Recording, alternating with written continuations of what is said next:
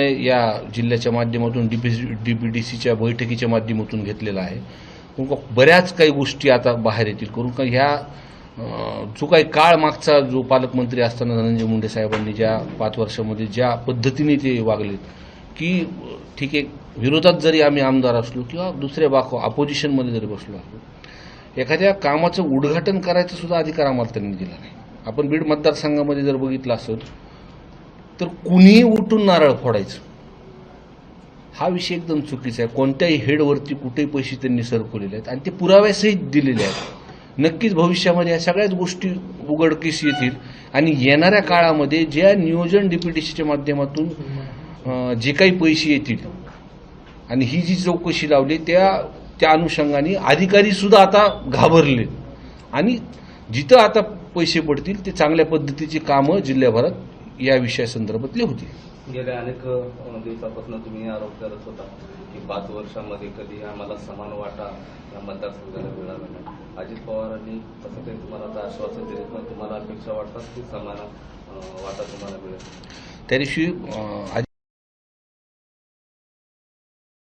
विषय ऐकून घेतला. महत्त्वाचा विषय माझा जो बीड नगरपालिकेचा होता की जी काही थकबाकी होती आणि त्याच्यामुळे जो 25 MLTचा तयार झालेली योजना सुद्धा थांबली होती MSCBची थकबाकी न भरल्यामुळे, तर तो सुद्धा विषय दादांनी तिथं मार्गी लावलेला आहे. आणि त्यांनी हे सुद्धा आश्वासित केलं की जरी विरोधी बाकावरती असली तर त्यांच्या अडचणी किंवा अजितदादाची काम करण्याची पद्धत त्यांच्या नेतृत्वाखाली काम केलं, अडचण कुठेही येणार नाही मतदारसंघामध्ये विकास कामाच्या संदर्भात, असं मला वाटतं. अंजली दमाने यांनी देखील आज आरोप केले की कृषी विभागांतर्गत नॅनो युरिया खरेदी असेल, त्याचबरोबर जो पंप वाटप करण्यात आला शेतकऱ्यांना, बॅटरीवरचा पंप, त्या देखील खरेदीमध्ये जवळपास 100 कोटीचा घोटाळा झाल्याचा त्यांनी आरोप केला आहे. कसं पाहत आहे कृषी मंत्री त्यावेळेस धनंजय मुंडे? नाही, मी त्यांची बाईट बघितली नाही, पण अंजली ताई दमानिया जर बोलल्या बसतील तर ते कागदपत्र असल्याशिवाय ते बोलत नाहीत.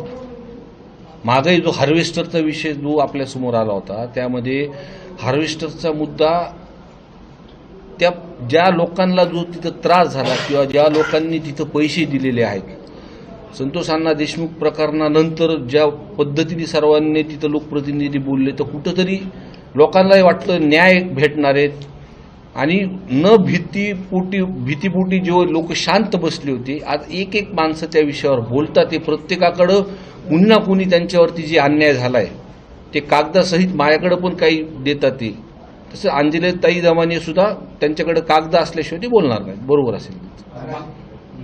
राजीनाम्याची देखील त्यांनी मागणी केलेली आहे, आता राजीनामा दिला पाहिजे.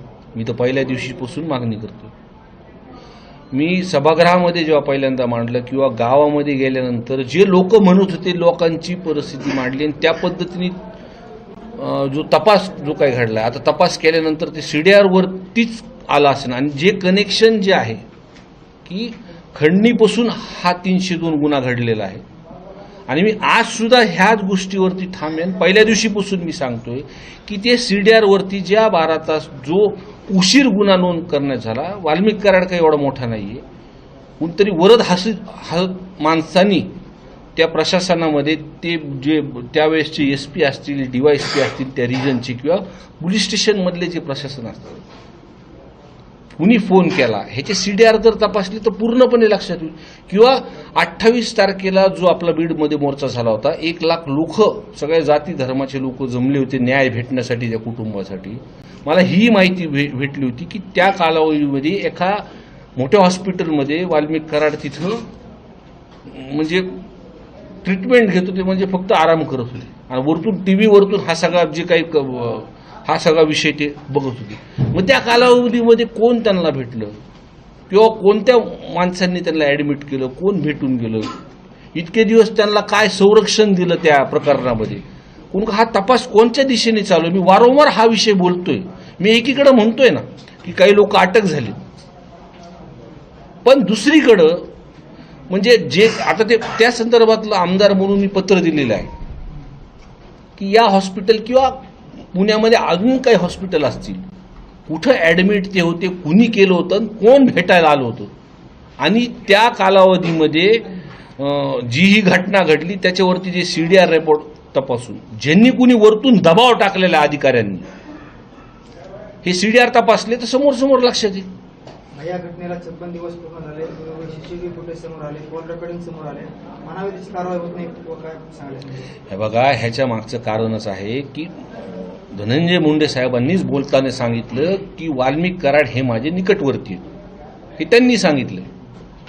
एक मंत्री म्हणून निश्चितपणे त्यांना संरक्षण भेटतं आहे हे आपल्याला दिसून होतं. ज्या पद्धतीने वाल्मिक कराड हे सरेंडर झाले, तुम्ही अटक झाल्यानंतर तपासामध्ये त्यांच्या हातातले गोरे गमजे हे पोलिसांनी का काढले नाहीत, हे तुमच्या मीडियाच्या समोर सुद्धा हा विषय आलेला आहे.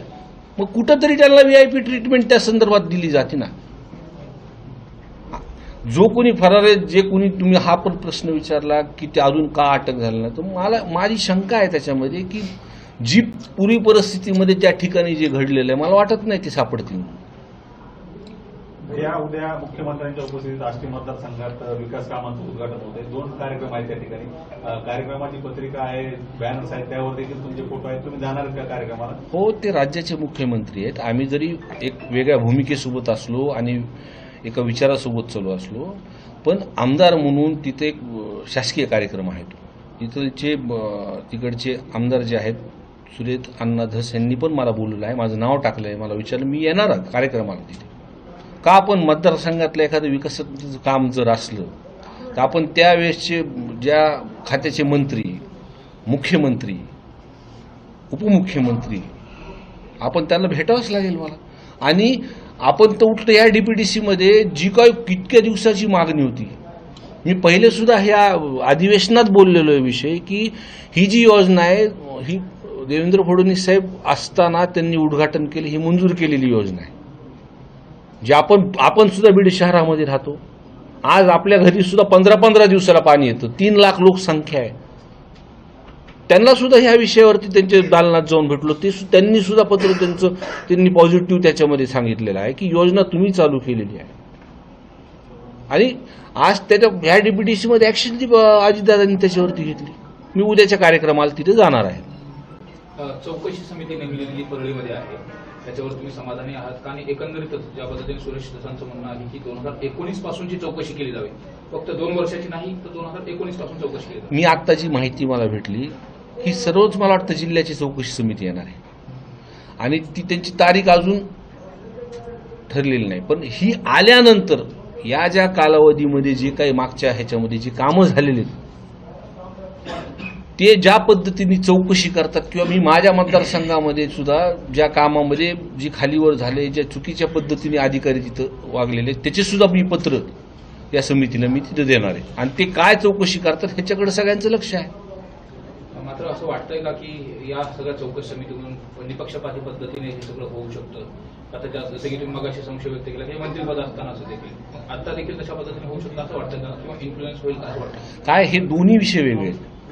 तपासाचा भाग संतोष अण्णा देशमुखांचा हा पोलिसांकडे तपास आहे. ते जे काय करतात सगळ्या वस्तू काय गोष्टी त्यांच्या जेकडे आहेत, जसं समजा आपण CDR जर त्यांना जर मागितला आणि त्यांनी सगळ्या लोकांना जर दाखवला, आता हे त्यांना दाखवता येतो नाही येत हे मला माहीत नाही, पण त्यांच्याकडे आहे ते. पण हे जे काही कामं झालेले आहेत, मग ते जिल्हा परिषद असतील, पंचायत समितीच्या माध्यमातून असतील, नगरपालिका असेल, हे कागदावरती कामं झालेले आहेत. ह्या चौकशीमध्ये जे कागदावरती ज्या गोष्टी येणार आहेत आणि ती चौकशी समिती ही अजितदादांनी लावलेली, त्याच्यामुळं मला असं वाटतं तिथं काहीच खालीवर करता येणार नाही. आणि येणाऱ्या काळामध्ये जे काही पैसे मंजूर आपल्या जिल्ह्याला किंवा बीड मतदारसंघाला होतील, प्रामाणिकपणे कामं होतील असं मला वाटतं. भैया, आपण जर बघितलं तर निवडणुकीपूर्वी जी महायुती अखंड होती, नाराजी नव्हती, त्यामध्ये आता कुठेतरी नाराजी दिसत आहे. एकनाथ शिंदे नाराज असल्याचं बोललं जातं. आजच्या बैठकीला देखील ते VC द्वारे उपस्थित राहणार होते. दुसरीकडे रायगडच्या पालकमंत्री पदावरून गोगावले असतील आणि तटकरे असतील यांच्यामध्ये वाद सुरू आहे. तिसरीकडे आमदार सुरेश धस हे धनंजय मुंडेवर बीडमध्ये आरोप करतात, पंकजा मुंडेवर आरोप करतात. महायुतीमध्ये कुठेतरी बेरनाव दिसतं. तुम्ही हा प्रश्न हा महाराष्ट्राच्या ह्याच्यावरती, मी लई लहान माणूस आहे राव. मी लहान माणूस आहे, मी आपलं मतदारसंघापुरतं, आमदार आहेत तुम्ही. आणि हो, मी तुम्हाला तेच सांगतो या संदर्भात मी लई लहान माणूस आहे. मी मतदारसंघापुरतंच मी आतापर्यंत जे काही विषय का जिल्ह्यापुरतं जो विषय मी तिथं बोलतो, मला असं वाटतं आमचे नेते असतील पक्षाचे, आमचे जे प्रमुख असतील त्या या संदर्भातले उत्तर आपण देतील. देशमुख हत्या प्रकरणाला 56 दिवस होत आहेत. अशामध्ये कृष्णा आंधळे अजूनही फरार आहे. काही तर्कवितर्क लावले जातात. पुरावे नष्ट करण्याची देखील भीती धनंजय देशमुख यांनी उपस्थित केलेली आहे. तुम्ही या सगळ्या संपूर्ण प्रक्रियेमध्ये काय मागणी करणार आहात याच्यानंतर? मी पहिल्यापासून हीच मागणी करतोय की त्यांना संरक्षण भेटतंय. हे फक्त धनंजय मुंडे साहेबामुळं, मंत्री असल्यामुळं त्यांना संरक्षण भेटतं. त्याची कारणं दाखवली सरेंडरपासून. 28 तारखेला ते कोणत्या एक मोठ्या हॉस्पिटलमध्ये पुण्याला ॲडमिट होते. त्यांना तिथं कोण भेटायला आलं, कुणी ॲडमिट केलं, या संदर्भातल्या चौकशी आता मला वाटतं पोलीस प्रशासनाने लोकांसमोर पुढं आणल्या पाहिजे. ते काय तपासाचा भाग म्हणून त्याला अटक केलं म्हणून नाही, तो कुठून कोणत्या रूटनी कुठं होते हे पुढं का आणत नाही, ह्याच्या मागचे कारण काय. त्या कालावधीमध्ये त्यांना जे काही लोक भेटलेत, ज्यांनी ॲडमिट केलंय किंवा ज्या केस गुन्हा नोंद होताना जे काही 12 तास उशीर झाला, एवढी मोठी घटना होत झाल्यानंतर काय कारण होतं. कुणीतरी वरतून फोन केले ना, हे आणि फोन रेकॉर्ड हे जात नसतात. ह्याचा तपास केला तर सगळ्या गोष्टी तुमच्या समोर आंधळे मिळत नाही, त्याच्यामुळे आंधळे अजूनही मिळत नाही, त्याबाबत तुम्ही कसं? मी आता बोललो की जे काही तिकडचं जो काही गणित आहेत, तर मला वाटतं माझ्या मनात शंका आहे की ते मला असं वाटतं ते सापडणार नाही. भैया, शेवटचा प्रश्न. बीड जिल्ह्यातील कायदा सुरक्षेच्या संदर्भात आता ज्या पद्धतीने पावलं उचलली जात आहेत, बऱ्यापैकी पोलीस अधीक्षकांनी ज्या कारवाया केल्या याच्यावर तुम्ही समाधानी आहात का? आणि एकंदरीत सगळं जे चित्र होतं आतापर्यंत ते आता बदलतंय असं वाटतंय? नाही, काही ठिकाणी बदल होतो ते मान्य करावं लागेल. आता त्या रेतीच्या संदर्भातला सुद्धा जे गाड्या जे आपण त्यांनी पकडल्या आहेत, पण मला जी माहिती भेटते की अजून त्याच्यामध्ये गाड्या आहेत. मी त्याचे CCTV फुटेज आणि ते मागवलेत. 40 गाड्यावरती काहीतरी गुन्हे नोंद झालेत ना. तर मला वाटतं 100च्या वर ते काहीतरी गाड्या आहेत, 150च्या आसपास गाड्या आहेत. ते कुणाला तरी तिथं कुणाच तरी एखाद्या कुणाशी निगडीत आहे, मोठ्या माणसं, त्यांना संरक्षण तिथं भेटतंय. म्हणून ते सुद्धा बघून म्हणजे प्रशासन ठीक आहे कारवाई केली, पण सगळ्यांवरतीच कारवाई व्हायला पाहिजे अशी आमची मागणी आहे. काल परळीमध्ये काही व्यापारी पोलीस अधीक्षक. अजून एक त्याच्यामध्ये एक गोष्ट आहे, हे फक्त बीड टोलचे तुम्ही घेतलेत. परळी चा विषय जो रेती संदर्भातला आहे, तो विषय मला काय कारवाई केली मला माहित नाही, पण ते कुठं निदर्शनात मला आलं नाही. परळीमध्ये पोलीस स्टेशनच्या समोर काही व्यापाऱ्यांनी काल ठिय्या केला होता. एका व्यापाऱ्याला त्याच्या जमिनीवरती अतिक्रमण करून त्याला जीव मारण्याची धमकी दिली होती. काल त्यांनी ठिय्या केला. अद्याप त्या प्रकरणात गुन्हा वगैरे दाखल करण्याची प्रक्रिया सुरू आहे.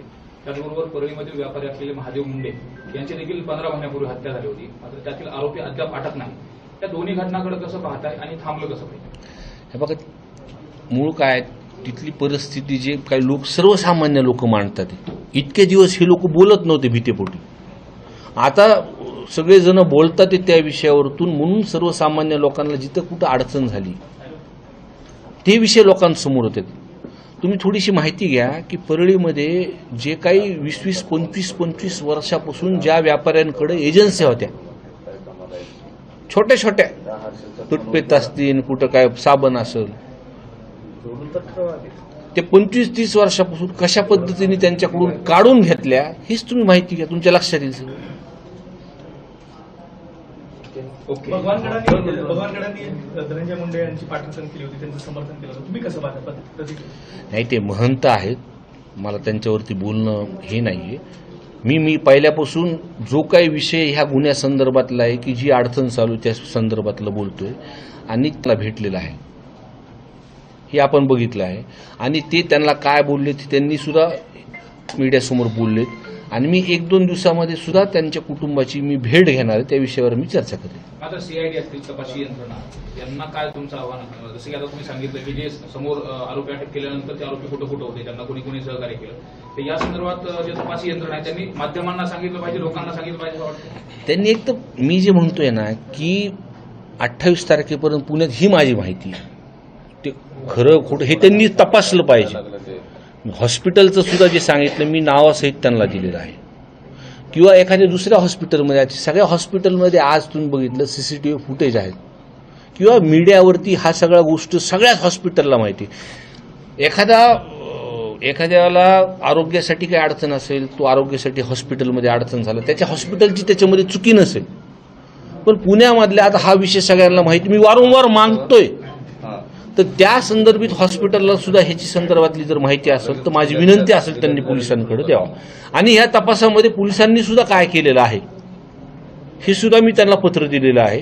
भविष्यामध्ये ते काय तपास काय केला आहे त्याच्यावरती मी विचारणार त्यांना. रेल्वे उद्या बीडपर्यंत टेस्ट होणार आहे, हायस्पीड रेल्वेची बीड शहरापर्यंत टेस्ट होणार आहे. कसं पाहताय, तुमचे लोकप्रतिनिधी खासदार देखील तुमच्या पक्षाचे आहेत आणि बीडपर्यंत रेल्वे. आणि सर्वात म्हणजे महत्वाचं भैया, यामध्ये स्वर्गीय केशव काकू यांचा देखील मोठा वाटा आहे. रेल्वेची जी मंजुरी होती त्याचा पाठपुरावा होता, कसं पाहताय? आत्तापर्यंत जेवढे लोकप्रतिनिधी खासदार म्हणून आपल्या जिल्ह्यामध्ये राहिलेत, माझ्या आजींपासून मुंडेसाहेब असतील, प्रीतमताई असतील, बजरंग बाप्पा असतील, अनेक ह्यांनी जो पाठपुरावा ह्या संदर्भातला सर्वांनीच ह्या विषयावरती तिथे केलेला आहे. आणि आनंदाची गोष्ट आहे, त्या मी मागच्याही DPDCमध्ये म्हणलं की आता समजा आपण हे 2 नंबरचे धंदे आपण बंद केलेत, म्हणून मी पहिल्या दिवशी अजितदादांना हा प्रस्ताव दिला MIDCचा, कोण दोन्ही कनेक्टिव्हिटी आपल्याकडे चांगल्या पद्धतीने आल्या. आणि त्याच्यामध्ये अजून एक भर त्याच्यामध्ये झाली, रोड नॅशनल हायवेची कनेक्टिव्हिटी झालेली आहे, रेल्वेची कनेक्टिव्हिटी पूर्ण होती. रेल्वेची अजून एक कनेक्टिव्हिटी, तो दुसरा भाग औरंगाबादला जो आहे तो एक मला वाटतं 180 किलोमीटर जोडायचा राहिला, त्या संदर्भातलं सुद्धा DPDCमध्ये चर्चा झाली. तीही बैठक तिथं त्या संदर्भातलं दादांनी तिथं लावायला सांगितली. अजून त्याच्यामध्ये भर एअरपोर्टचा विषय त्यांनी काढला, एअरपोर्टच्या विषयामध्ये. मग या सर्व कनेक्टिव्हिटी आल्यानंतर जशी रेल्वेचं तुम्ही म्हणलाय, तो आपण कधी पण बीड जिल्ह्यासंदर्भातलं एक थोडीशी छबी वेगळी गेली आहे एका प्रकरणामुळं, काही व्यक्तीमुळं तिथे. आता येणाऱ्या काळामध्ये जर ह्या गोष्टीकडं MIDC रोजगार देण्याच्या संदर्भात जर बोललं, मी काही कंपनीजला सुद्धा बोलणं माझं चालू केले, तर ह्याच्यामध्ये विकासाच्या संदर्भात मतदारसंघात नाही ते जिल्ह्यामध्ये ह्याची भर भेटेल आणि मला आनंद आहे. संदर्भात मला वाटतं मीडियामध्ये बोलताना सुरेश अण्णा धस यांनी सुद्धा हा विषय तिथं मांडला. आणि मांडल्यानंतर जे काही 2 वर्षामध्ये बोगस बिल उचलण्यात आले काही हेडवरतून, त्याची कागद त्यांनी दादाकडे त्या दिवशी मीटिंगमध्ये बोलल्यानंतर त्यांनी लेखी दादाने त्याच्यासाठी सांगितलं. मग ती चौकशी समितीसुद्धा नेमली आणि खऱ्या अर्थाने दादांनी एकदम चांगला निर्णय या जिल्ह्याच्या माध्यमातून DPDCच्या बैठकीच्या माध्यमातून घेतलेला आहे. बऱ्याच काही गोष्टी आता बाहेर येतील, करून का ह्या जो काही काळ मागचा जो पालकमंत्री असताना धनंजय मुंडे साहेबांनी ज्या 5 वर्षामध्ये ज्या पद्धतीने ते वागलेत, की ठीक आहे विरोधात जरी आम्ही आमदार असलो किंवा दुसऱ्या अपोजिशनमध्ये जरी बसलो असलो, एखाद्या कामाचं उद्घाटन करायचं सुद्धा अधिकार आम्हाला त्यांनी दिला नाही. आपण बीड मतदारसंघामध्ये जर बघितलं असेल तर कुणीही उठून नारळ फोडायचं, हा विषय एकदम चुकीचा आहे. कोणत्याही हेडवरती कुठेही पैसे त्यांनी सरकवलेले आहेत आणि ते पुराव्यासहित दिलेले आहेत. नक्कीच भविष्यामध्ये या सगळ्याच गोष्टी उघडकीस येतील आणि येणाऱ्या काळामध्ये ज्या नियोजन DPDCच्या माध्यमातून जे काही पैसे येतील आणि ही जी चौकशी लावली त्या अनुषंगाने अधिकारी सुद्धा आता घाबरले आणि जिथं आता पैसे पडतील ते चांगल्या पद्धतीची कामं जिल्ह्याभरात या विषयासंदर्भातली होती. गेल्या अनेक दिवसापासून तुम्ही आरोप करत होता की 5 वर्षामध्ये कधी आम्हाला समान वाटा या मतदारसंघाला मिळाला नाही. अजित पवारांनी तसं काही तुम्हाला आता आश्वासन दिले, पण तुम्हाला अपेक्षा वाटतात की समान वाटा तुम्हाला मिळेल? त्या दिवशी विषय ऐकून घेतला. महत्त्वाचा विषय माझा जो बीड नगरपालिकेचा होता की जी काही थकबाकी होती आणि त्याच्यामुळे जो 25 MLTचा तयार झालेली योजना सुद्धा थांबली होती MSEBची थकबाकी न भरल्यामुळे, तर तो सुद्धा विषय दादांनी तिथं मार्गी लावलेला आहे. आणि त्यांनी हे सुद्धा आश्वासित केलं की जरी विरोधी बाकावरती असली तर त्यांच्या अडचणी किंवा अजितदादाची काम करण्याची पद्धत त्यांच्या नेतृत्वाखाली काम केलं, अडचण कुठेही येणार नाही मतदारसंघामध्ये विकास कामाच्या संदर्भात, असं मला वाटतं. अंजली दमाने यांनी देखील आज आरोप केले की कृषी विभागाअंतर्गत नॅनो युरिया खरेदी असेल, त्याचबरोबर जो पंप वाटप करण्यात आला शेतकऱ्यांना, बॅटरीवरचा पंप, त्या देखील खरेदीमध्ये जवळपास 100 कोटीचा घोटाळा झाल्याचा त्यांनी आरोप केला आहे. कसं पाहताय कृषी मंत्री त्यावेळेस धनंजय मुंडे? नाही, मी त्यांची बाईट बघितली नाही, पण अंजली ताई दमानिया जर बोलल्या बसतील तर ते कागदपत्र असल्याशिवाय ते बोलत नाहीत. मागही जो हार्वेस्टरचा विषय जो आपल्यासमोर आला होता, त्यामध्ये हार्वेस्टरचा मुद्दा ज्या लोकांना जो तिथं त्रास झाला किंवा ज्या लोकांनी तिथं पैसे दिलेले आहेत संतोष अण्णा देशमुख प्रकरणानंतर ज्या पद्धतीने सर्वांनी तिथं लोकप्रतिनिधी बोलले तर कुठंतरी लोकांनाही वाटलं न्याय भेटणार आहेत आणि न भीतीपोटी जे लोक शांत बसले होते आज एक एक माणसं त्या विषयावर बोलतात. ते प्रत्येकाकडं कुणी ना कुणी त्यांच्यावरती जे अन्याय झालाय ते कागदासहित माझ्याकडे पण काही देतात. ते तसं अंजलीताई दमाने सुद्धा त्यांच्याकडे कागद असल्याशिवाय ते बोलणार नाहीत. बरोबर असेल राजीनाम्याची देखील त्यांनी मागणी केलेली आहे. आता राजीनामा दिला पाहिजे. मी तर पहिल्या दिवशीपासून मागणी करतो. मी सभागृहामध्ये जेव्हा पहिल्यांदा मांडलं किंवा गावामध्ये गेल्यानंतर जे लोक म्हणत होते लोकांची परिस्थिती मांडली आणि त्या पद्धतीने जो तपास जो काही घडला आता तपास केल्यानंतर ते CDR वरतीच आला असेल आणि जे कनेक्शन जे आहे की खंडणीपासून हा 302 गुन्हा घडलेला आहे आणि मी आज सुद्धा ह्याच गोष्टीवरती थांबेन. पहिल्या दिवशीपासून मी सांगतोय की ते CDR वरती ज्या 12 तास जो उशीर गुन्हा नोंद करण्यात झाला वाल्मिक कराड काही एवढा मोठा नाहीये. कोणतरी वरद हसत माणसांनी त्या प्रशासनामध्ये ते जे त्यावेळेसचे SP असतील DYSP असतील त्या रिजनचे किंवा पोलीस स्टेशनमधले जे प्रशासन असतील कुणी फोन केला ह्याचे CDR जर तपासली तर पूर्णपणे लक्षात येईल. किंवा 28 तारखेला जो आपला बीडमध्ये मोर्चा झाला होता 1 लाख लोक सगळ्या जाती धर्माचे लोक जमले होते न्याय भेटण्यासाठी त्या कुटुंबासाठी. मला ही माहिती भेटली होती की त्या कालावधीमध्ये एका मोठ्या हॉस्पिटलमध्ये वाल्मिक कराड तिथं म्हणजे ट्रीटमेंट घेत होते म्हणजे फक्त आराम करत होते आणि वरतून TV वरतून हा सगळा जे काही हा सगळा विषय ते बघत होते. मग त्या कालावधीमध्ये कोण त्यांना भेटलं किंवा कोणत्या माणसांनी त्यांना ॲडमिट केलं कोण भेटून गेलं इतके दिवस त्यांना काय संरक्षण दिलं त्या प्रकरणामध्ये कोण हा तपास कोणत्या दिशेने चालू मी वारंवार हा विषय बोलतोय. मी एकीकडे म्हणतोय ना की काही लोक अटक झाले पण दुसरीकडं म्हणजे जे आता ते त्या संदर्भातलं आमदार म्हणून मी पत्र दिलेलं आहे की या हॉस्पिटल किंवा पुण्यामध्ये अजून काही हॉस्पिटल असतील कुठं ॲडमिट ते होते कुणी केलं होतं कोण भेटायला आलं होतं आणि त्या कालावधीमध्ये जी ही घटना घडली त्याच्यावरती जे CDR रिपोर्ट तपासून ज्यांनी कुणी वरतून दबाव टाकलेल्या अधिकाऱ्यांनी हे CDR तपासले तर समोर लक्षात येईल. या घटनेला 56 दिवस पूर्ण झाले. CCTV फुटेज समोर आले. कॉल रेकॉर्डिंग समोर आले. म्हणावी त्याची कारवाई होत नाही काय सांगायचं. हे बघा ह्याच्या मागचं कारणच आहे की धनंजय मुंडे साहेबांनीच बोलताना सांगितलं की वाल्मिक कराड हे माझे निकटवर्ती आहेत हे त्यांनी सांगितलं. एक मंत्री म्हणून निश्चितपणे त्यांना संरक्षण भेटतं आहे हे आपल्याला दिसून होतं. ज्या पद्धतीने वाल्मिक कराड हे सरेंडर झाले तुम्ही अटक झाल्यानंतर तपासामध्ये त्यांच्या हातातले गोरे गमजे हे पोलिसांनी का काढले नाहीत हे तुमच्या मीडियाच्या समोर सुद्धा हा विषय आलेला आहे. मग कुठंतरी त्यांना VIP ट्रीटमेंट त्या संदर्भात दिली जाते ना. जो कोणी फरार आहे जे कोणी तुम्ही हा पण प्रश्न विचारला की ते अजून का अटक झालं नाही तर माझी शंका आहे त्याच्यामध्ये की जी पूर्वी परिस्थितीमध्ये त्या ठिकाणी जे घडलेलं आहे मला वाटत नाही ते सापडतील. उद्या मुख्यमंत्र्यांच्या उपस्थितीत आष्टी मतदारसंघात विकास कामांचं उद्घाटन होते. 2 कार्यक्रम आहेत त्या ठिकाणी. कार्यक्रमाची पत्रिका आहे बॅनर्स आहेत त्यावर देखील तुमचे फोटो आहेत. तुम्ही जाणार आहेत त्या कार्यक्रमाला? हो ते राज्याचे मुख्यमंत्री आहेत. आम्ही जरी एक वेगळ्या भूमिकेसोबत असलो आणि एका विचारासोबत चालू असलो पण आमदार म्हणून तिथे एक शासकीय कार्यक्रम आहे. तिकडचे आमदार जे आहेत सुरेश अण्णा धस यांनी पण मला बोलवलं आहे माझं नाव टाकलं आहे मला विचारलं मी येणार कार्यक्रमाला तिथे का आपण मतदारसंघ